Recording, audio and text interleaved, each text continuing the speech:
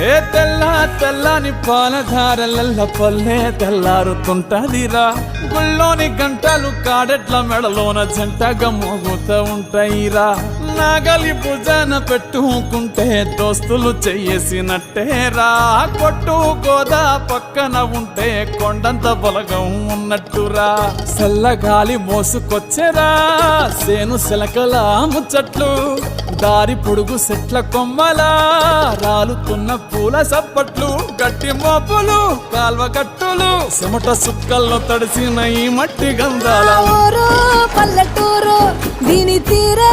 అమ్మ తీరు రంగులోన దాసి పెట్టి కొడుకుకిచ్చే